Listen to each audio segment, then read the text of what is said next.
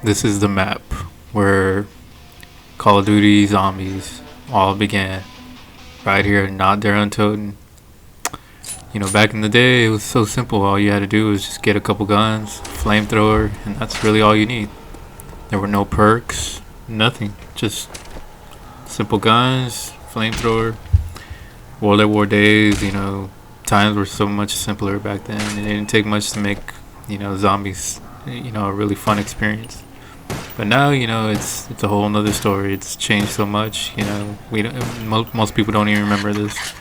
And there's I think a nod there and token on almost every single zombies game except BO4. I think that's the only one that I know of that doesn't have it. And yeah, because it comes out in BO2 on Transit, but it's not really like a playable map on its own. It's really just a featured map. It's just there where you pick up an item to build the jet gun.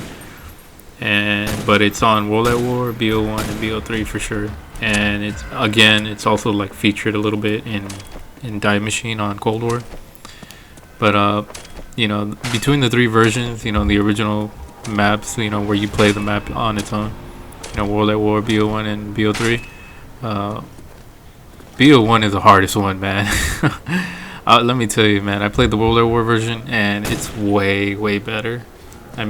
Not like better in terms of like, well, I guess it would be subjective. Everybody has their own opinion on what's the best one.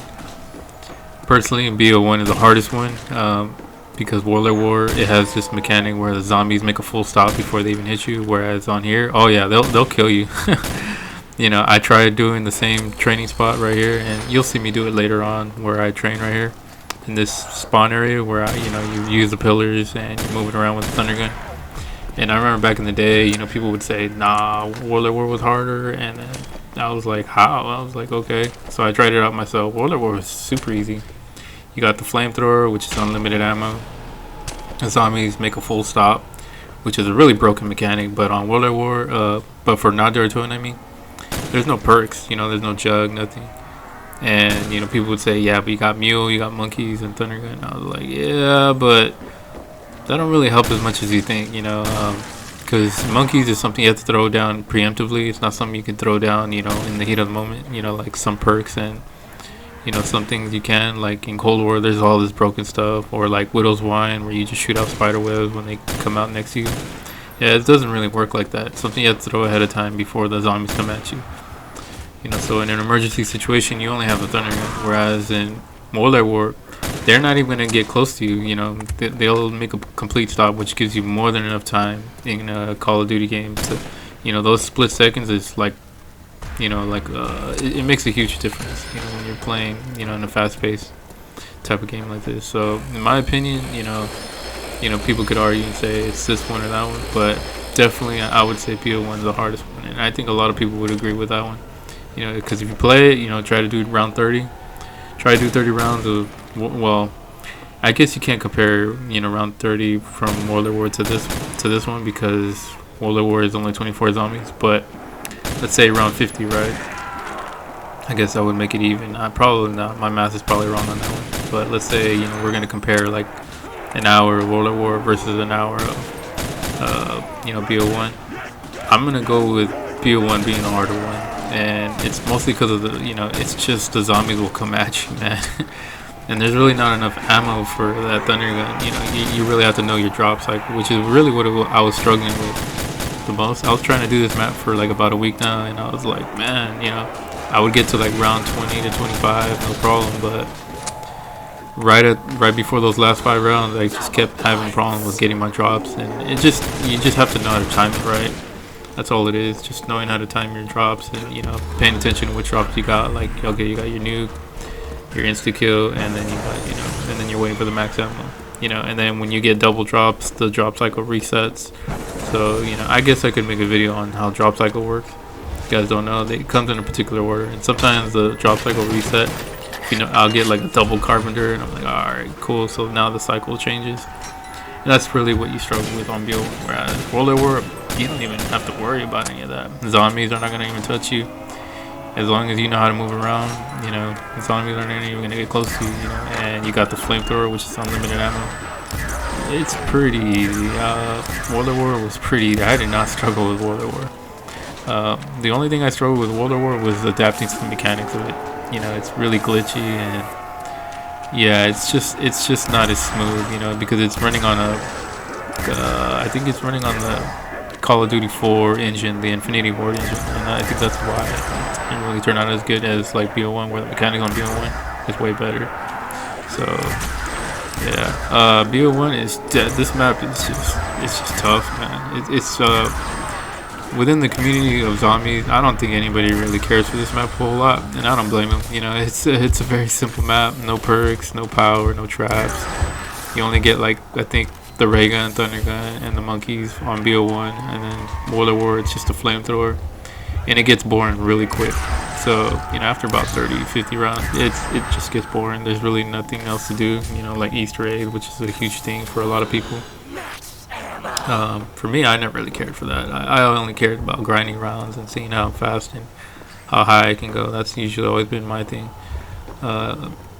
You know, and then you have the BO3, which is the most easiest one. I dislike the BO3 version, and I'm pretty sure a lot of people will disagree with me on that one because they made it too easy.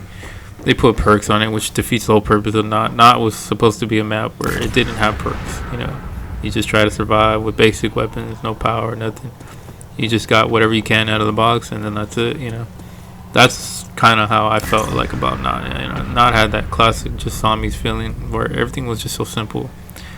But personally, World at War is my favorite version because not because of it was just easier compared to BO1, but because of it just feels better. I don't know how to explain it. You have to play it. When you play the World at War version, it feels like a zombies game, to be honest. You know, the sounds of the guns, the sound of the zombies, the way they attack you, the feeling, you know, you just have to feel it. You know, you can feel it. It feels like a zombie game. Whereas this one, it still feels pretty fun, but it doesn't have that same feeling like World at War did.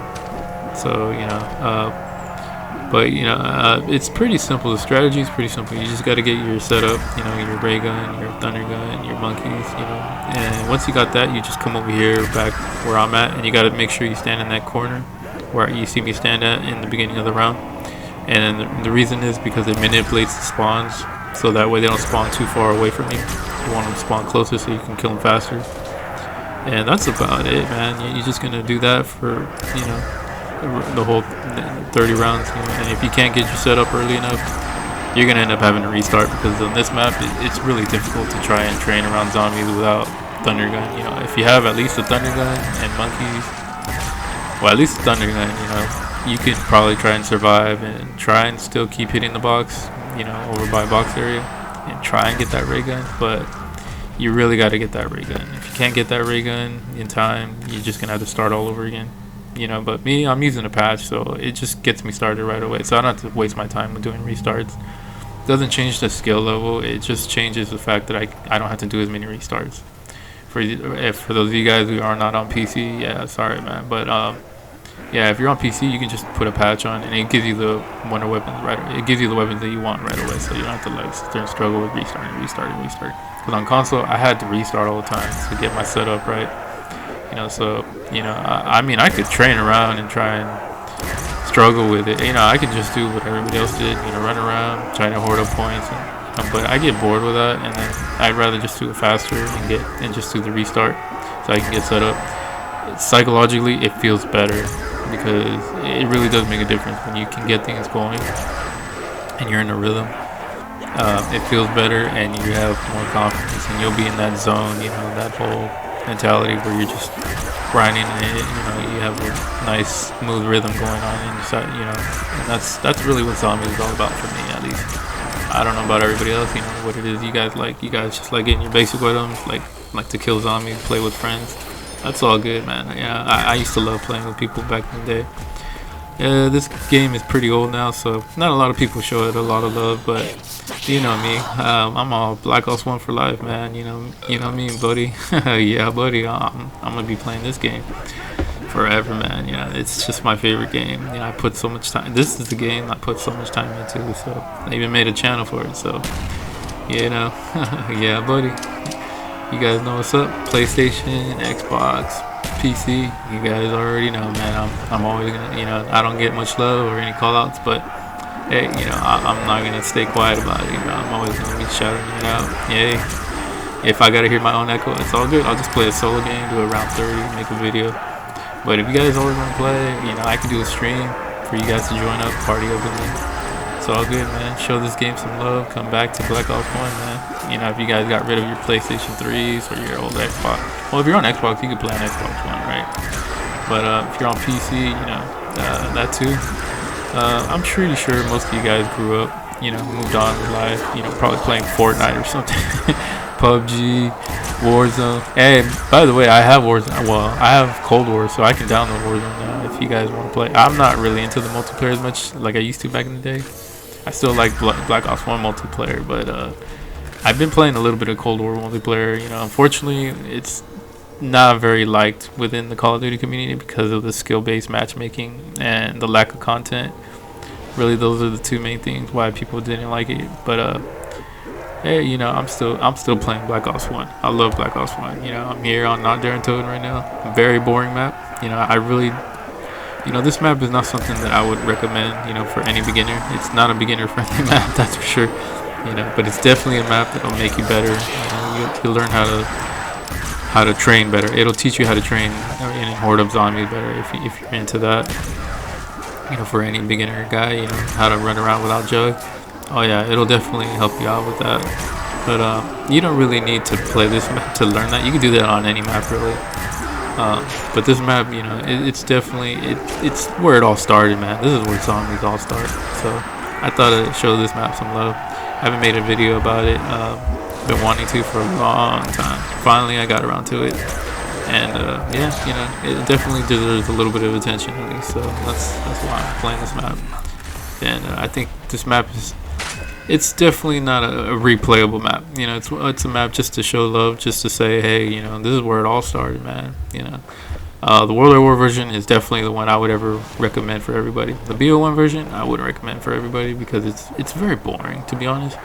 It doesn't have that feel like World War does. World War has that feel of zombies. It just has that old classic zombies feel. So if you ever get around to playing World War version, show it some love, man. If you're on the BO3, it doesn't matter. Play whatever you like, man.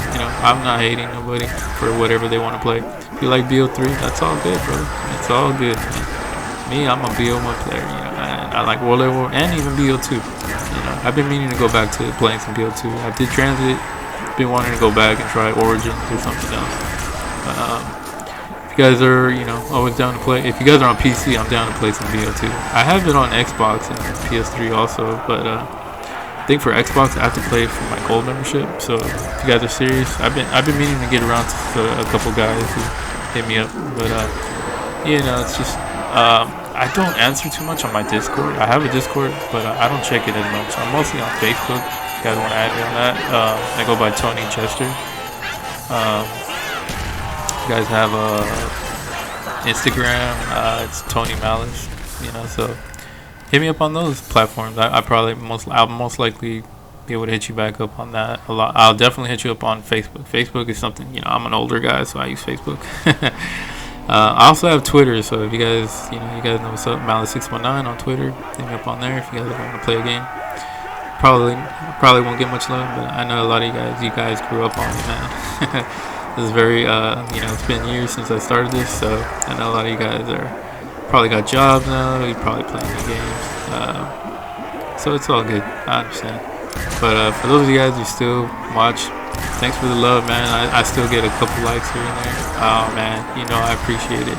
Definitely appreciate it. Super grateful for anybody that's still sticking around. So yeah, I do this out of passion. There's really nothing else other than there's no other motivation I have other than still playing this out of pure passion and love for the game. It's my favorite game, not during Untoten, man. Where we all started, zombies. BO1, yeah, I wouldn't blame anybody if you didn't like this map. I would rank it as probably, for BO1, I would rank it as the worst map. It just doesn't have any reason to want to play it. It's just so, it's kind of boring, honestly. It's not the fact that it's difficult, because it is a difficult map.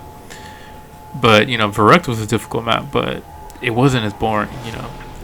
This one, it's just so boring. Like, it's not difficult in terms of compared to like high rounding. It's just because once you start getting past this little early area to high round on it, you would have to run from this area to where the box area is. So you wait till the zombies start coming out, and then you just start running.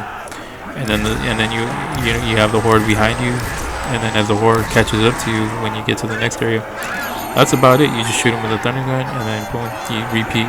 You come back to this area. And if you guys saw me do the world record video to see how to do high rounding, I pretty much show it.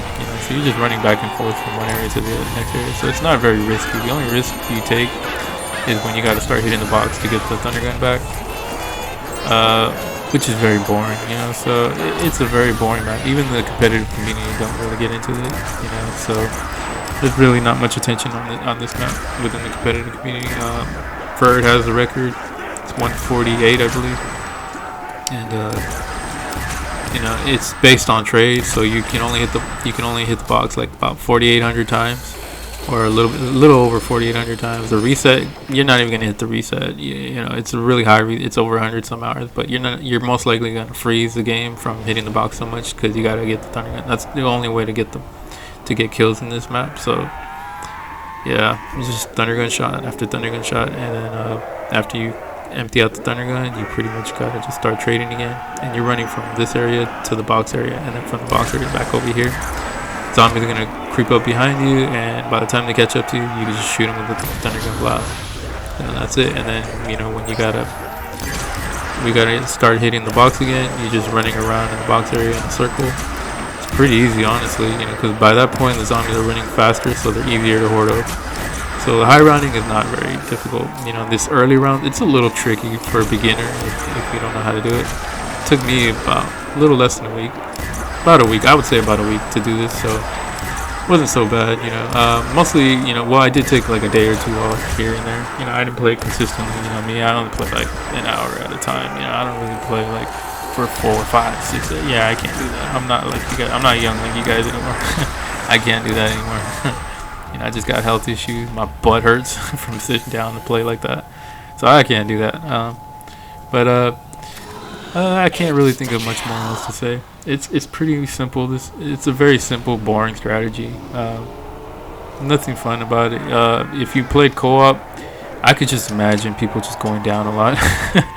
I could just imagine nobody getting any high rounds on this map on co-op. So if I played with anybody on this map, we would probably all die. We wouldn't even get very far. There's no jugs, and then getting thunder gun. I could just imagine if somebody else got thunder gun, we're gonna die. So I could just imagine just getting frustrated playing this on co-op. Yeah. Oh man. It would just suck. But anyways, you guys have a good day, alright? Enjoy the rest of the gameplay. If you guys want to see how I made it to round 30, it's pretty simple.